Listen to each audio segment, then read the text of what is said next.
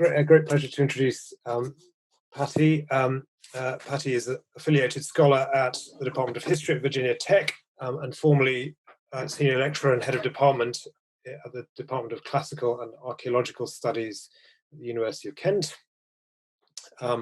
Academic research focuses on ancient health and well-being, particularly landscapes, gardens, particularly the idea of gardens as healthful spaces.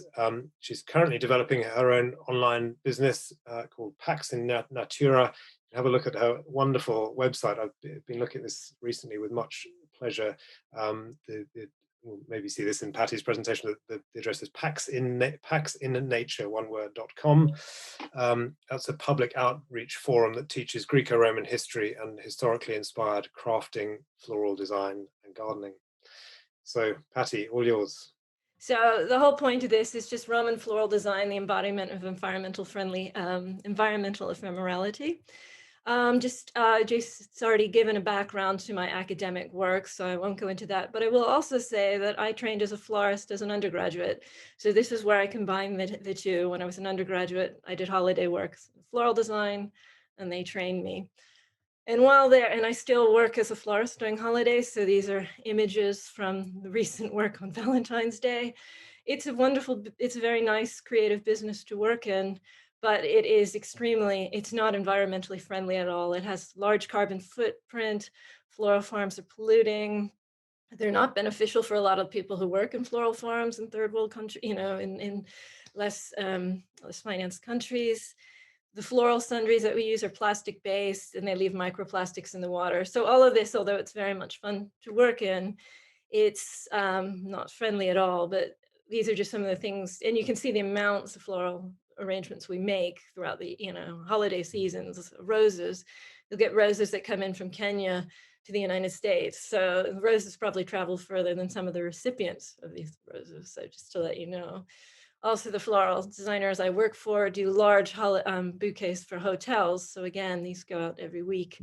And everything I'm showing are things I made.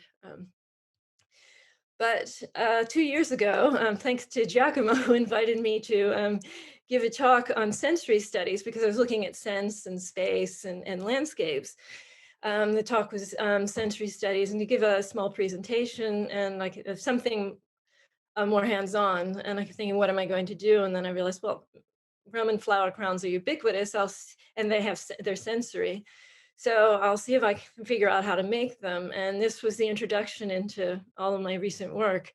The Roman flower, just to show you, we have they're ubiquitous in Roman paintings, as are garlands. There's flowers everywhere, and the more I look, the more I see the crowns and the garlands and the wreaths. And as I was trying to figure out, well, how did they make them? Of course, I went straight to the ancient sources. Pliny the Elder's Natural History 21 and 25 give a lot of information on crowns, as does Aulus Gellius's Attic Nights. I won't go through, but they just talked about the different types of crowns. But in the end, they say, nobody has, however, followed up, this is Pliny, nobody has, however, followed up on the subject of flowers fully, so far as I can discover. Nor shall I now, of course, put chaplets together. Basically, what he's saying is I'm not going to describe how to make them. But it's too trifling, but I'll tell you about the different kinds, which for me, an archaeologist and a historian, was quite frustrating because I'd like to know the exact techniques they were using. And so I had to go try to figure this out. And some of the words they use tend to suggest woven, like nexillus. And we see this, it's sort of described in the Corona Plectillus. And then there's another one where they talk about sewing flowers together, but most of the Latin seems to suggest that they were woven, but again, it's not always clear, and often they don't describe it anyway, they'll just say corona, which is Latin for crown. So then I looked at the archaeological evidence for this first paper, and there are actually about 5 or 6 images of cupids. And here you see one from Pompeii. I'm sorry, it's not very clear. And another one from mosaic from the Desenzano in Lake Garda, northern Italy. But what they do show is actually cupids with long strands, and it looks like they're weaving flowers together. So this was how I tried to do some experimental archaeology. And then also looking at images to see how they may have been held together on the head. So we have this mosaic of Dionysus and then crown of Dionysus on a sculpture, and they are held on, his grapes are held on with some sort of band. And unfortunately, we do have actually a little bit of archaeological evidence from Egypt, and this is in the British Museum of a funerary wreath of Helichrysum stoachis, which is they're called immortales. And this image is actually 2,000-year-old flower crown found in a burial. And what's interesting is I didn't know about this until after I tried to figure out how to work out. I'm holding up one I made yesterday, but my way of figuring it out actually looks very similar to the Egyptian flower crown on how it ends, which is hard to see here, I know, but basically the way I wrap flowers together, the end, one side is much thicker than the other. So, and it's just the way you gather them. So I was quite pleased to see that. But for me, the artistic side of this is working in this way. And for floral designers is I try to use everything that's very local because, as I said, the floral industry is not good. So all the materials I use are either local or grown locally, and which means I have to go outside and pick them myself. And it gets me in touch with the natural world. I've learned a lot about local vegetation and how it grows. It's very tactile, it's sensory, so it puts people in touch with nature. You can have something in your home or wear something, and everything you make is unique. So that's the artistic side.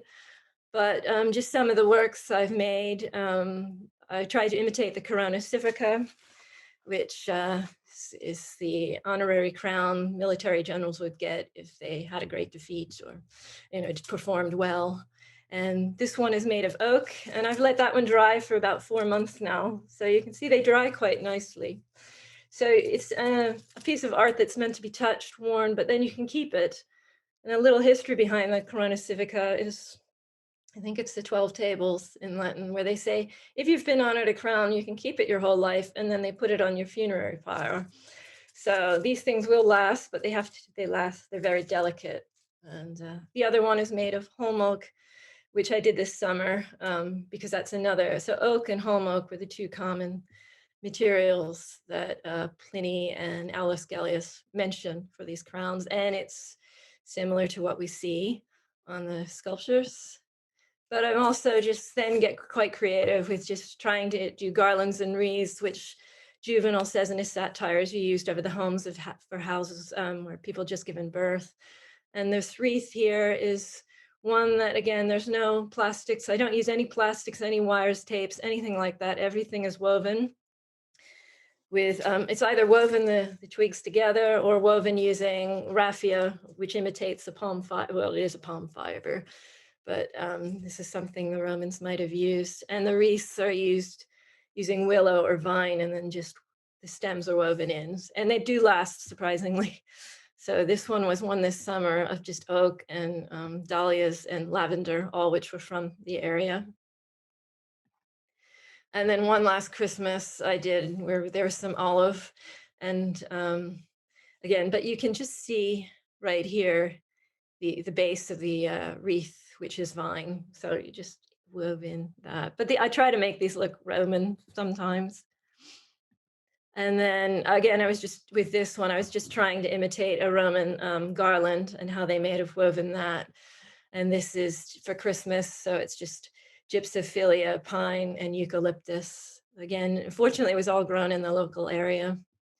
But you can see on the far end, again, how if you weave it with the raffia, you always get that thicker end, which then you can cover with ribbon or whatever. But just a few more crowns I've made very quickly. This one is just, again, just so you can see with flowers. But this is just trying to imitate what the Romans would have done. And also, I think more that I've done. One with local flowers I just grabbed from the beach. So in the area where I was living in the UK. Just again, playing around with different seasonal flowers. But they're also, they're not art and something that you would display on a wall. Well, you can hang them, but they're very ephemeral. People buy these and then they throw them out, and that's another sad side of the floral business. But if you leave them to dry like this, it will actually. I'm sorry again, it's close up, but this is another one that's about 5 months old.